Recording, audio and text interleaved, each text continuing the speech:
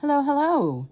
Thank you for joining me here on the back porch with Feltalala. And today we're going to look at patches on felting patches, large ones and small ones. So this one that you're looking at here is one of our larger coloring kits that I have felted onto the back of a denim jacket. I haven't wet felted it yet, but I am in love with it. So it's on the back of my jacket and I can't wait to wear it. However, we also have the kit for the smaller patches. So we can talk about the smaller patches, which include the kind of mushroom designs. Several of them are mushrooms because I know you love mushrooms. This one here is on a soluble fabric, that type, right? We never do the same thing twice, do we? It's on a soluble fabric. So with this one, you lay you peel it off of this backing, you lay it on to your fabric, and then you felt into it. And then when you wet felt it, that fabric is going to just disappear because it's soluble, which is very cool. So that's one of the kinds that you will have in your kit. And then you will have these cottons. I want to give you an example of this fella.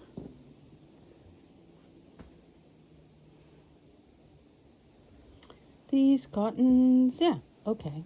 So I just love these chickens. I think they're amazing. So there are the chickens, which you can felt on to your whatever fabric.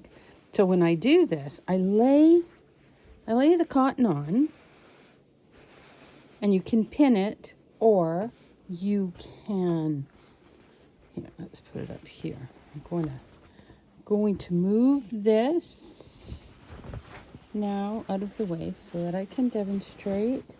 You can see a bit the back of it. So you can see why it's going to stay on the jacket, because it's fully felted through. Okay, so let's talk about, look at my felting pad. Oh my gosh. That is a well-used felting pad. So I had the chickens out, but now there's this one, which is an example of the mushrooms. So they'll all be a little bit different, right?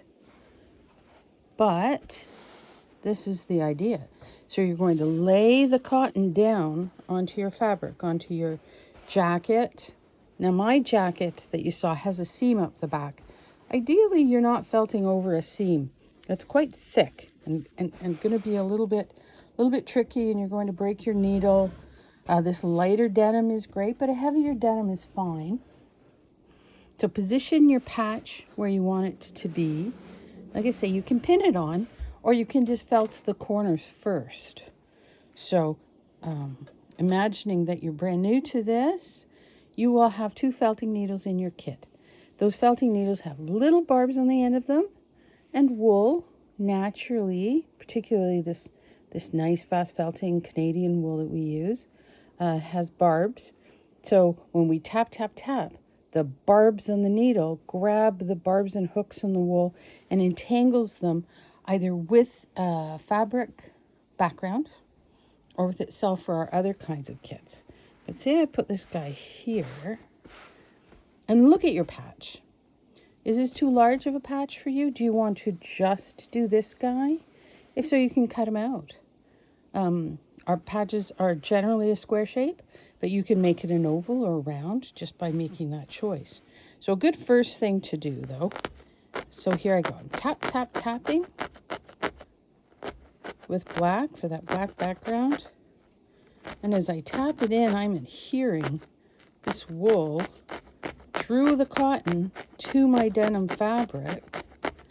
And you see, now it's stuck there. And this might be better than pinning, because then you don't have to worry about pins. And then I'm going to pull it quite tightly up to this top corner, which if I didn't trim this, if I wanted to go just like what I have there, that top corner is going to be white. I want it to be taut. I don't want it to be loosey.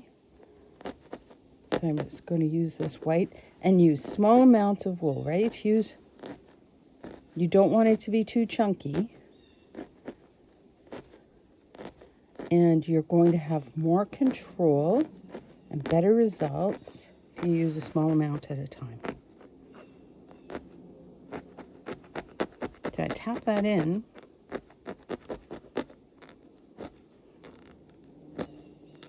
And see how I can guide it?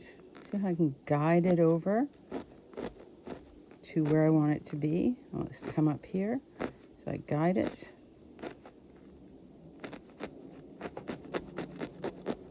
Okay, so now these two corners are planted. I'm going to do this fourth corner over here. I'm going to plant it too. Now there's a bit of green there, but I'm going to decide that I don't care about that. Felt in as much or as little detail as you like. And I think I'm going to want this corner to just be black. I want it to be flat. I want it to be taut.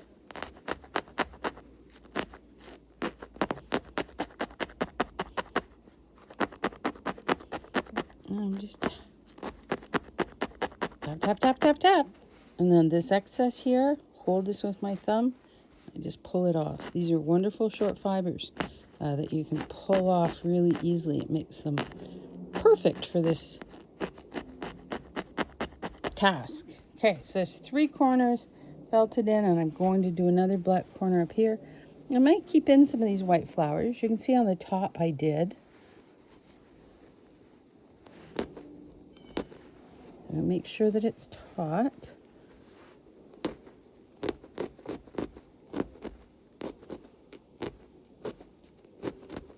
There we go. So having done that, you will have your 4 corners fully adhered to your fabric. And then you can fill in, and then you can fill in the rest of it. You could watch our coloring with wool video for some tips on coloring. Like I said, use small amounts. You want to felt firmly for this, right? Because you want it to stay attached to your garment. If you do include things like the ferns, if you want to do a line, that's where showing you. See, I want to do a line here that comes up. So I take a piece of the wool and I anchor it by tapping it in quite firmly. I want it to be in there so that I can pull without it moving. And then I pull down and I tap.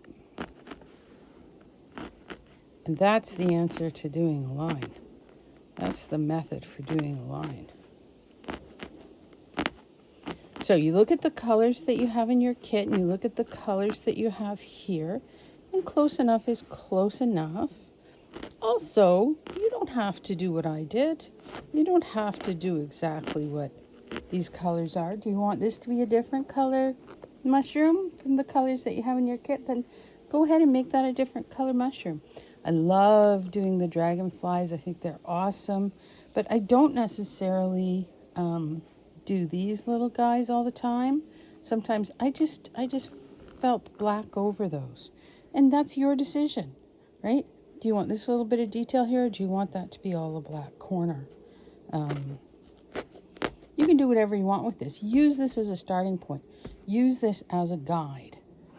So, and imagine you don't love what you've done.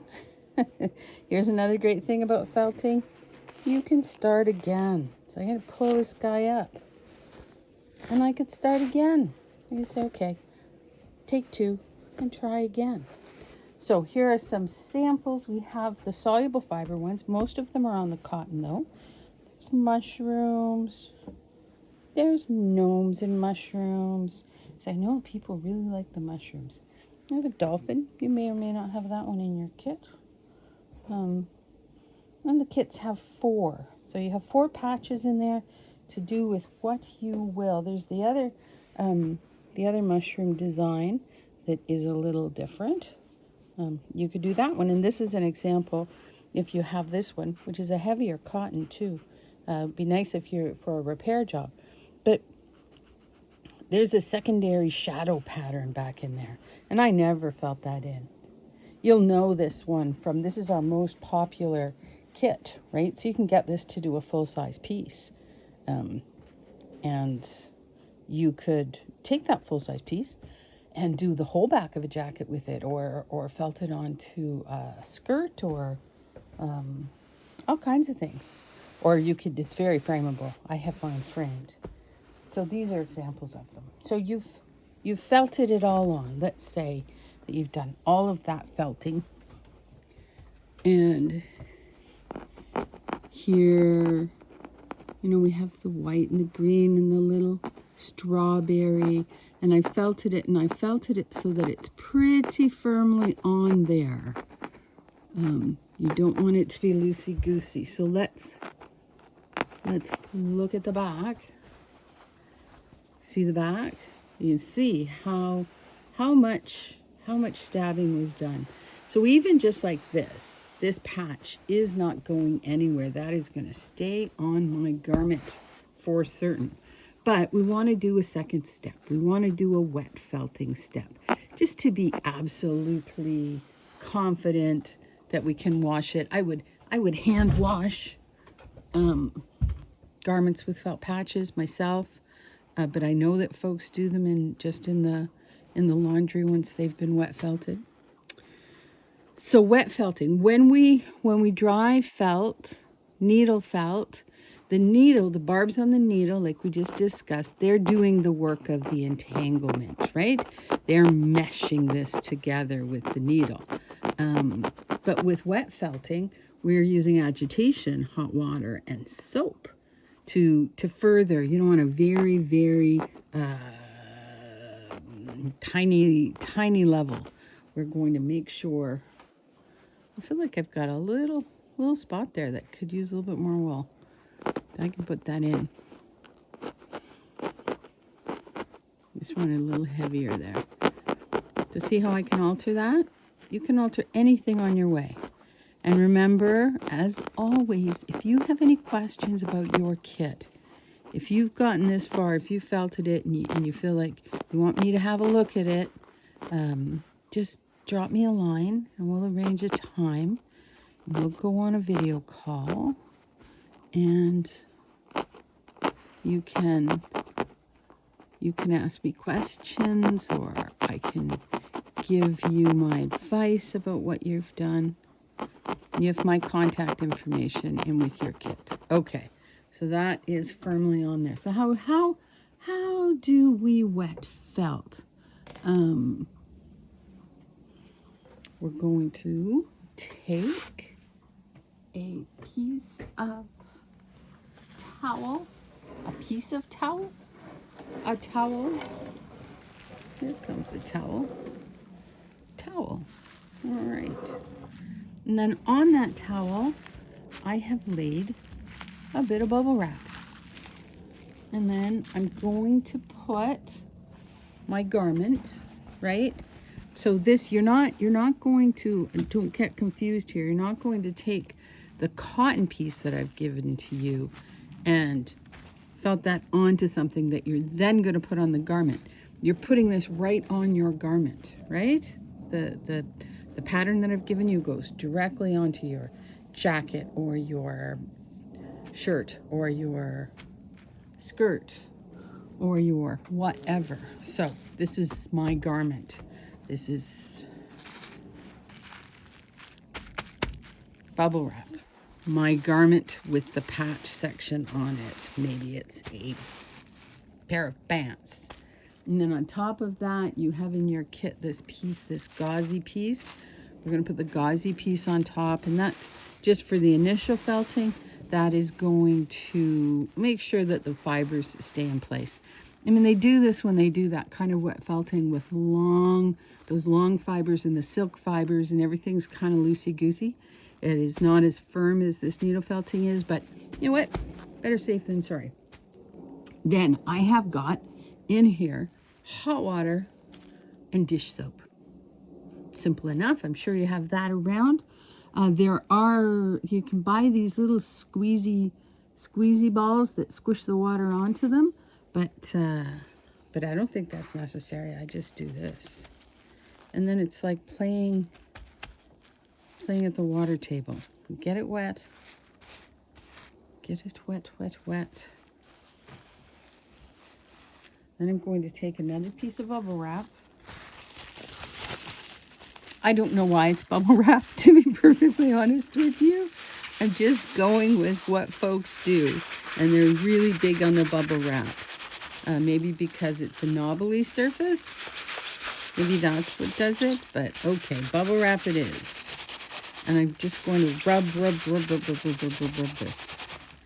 And this rubbing is felting with friction, right? Getting the piece right on there.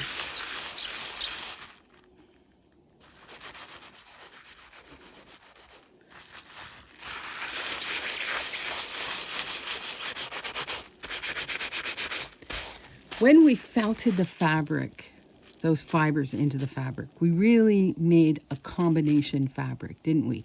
Of wool and the existing fabric, the denim. Oh, and I didn't mention that. Okay, so when you're choosing your fabric that you're going to felt onto, I recommend natural fibers. Denim is great. Cotton is great. Linen is great. Nothing, I think, that has a lot of give. Although I see folks felting onto sweaters, and sweaters certainly have a lot of give, and they have great success with it. So maybe I'm wrong about that. Wool would obviously be really good. So a sweater's a great idea. Just make sure it's staying wet, and you're rubbing that on. You do that for about 10 minutes.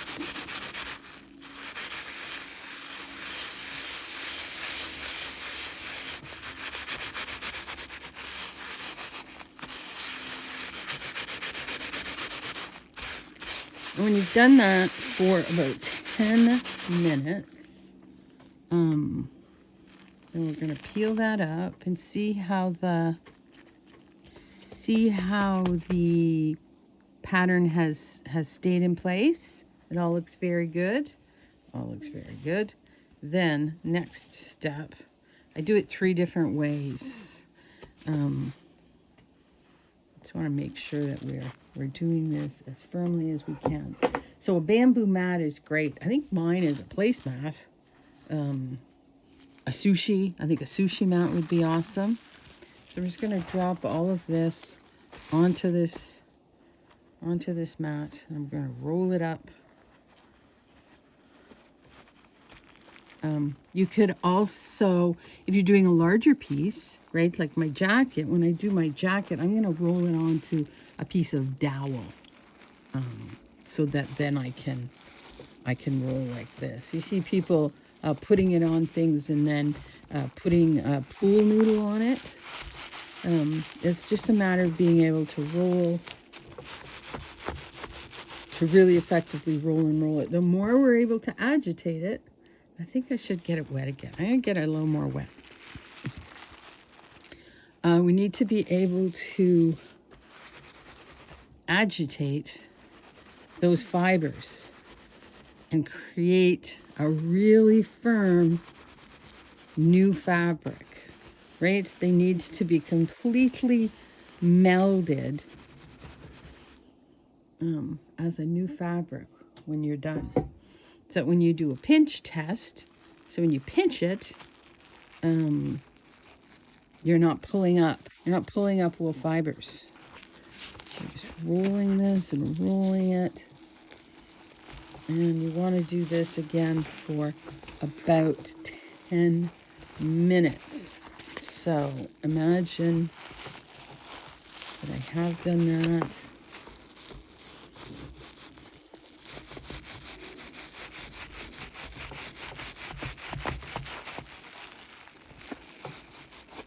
That's a good roll I've got going there now.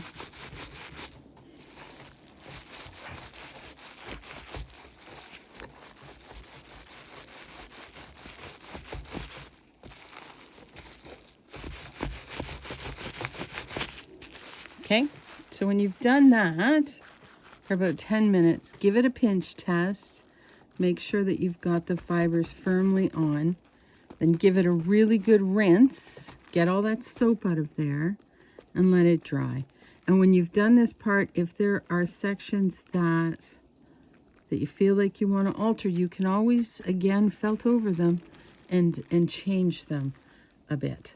So When it's firmly on there, give it a good rinse, let it dry, and you have your patch. Reach out if you have any questions. Happy felting.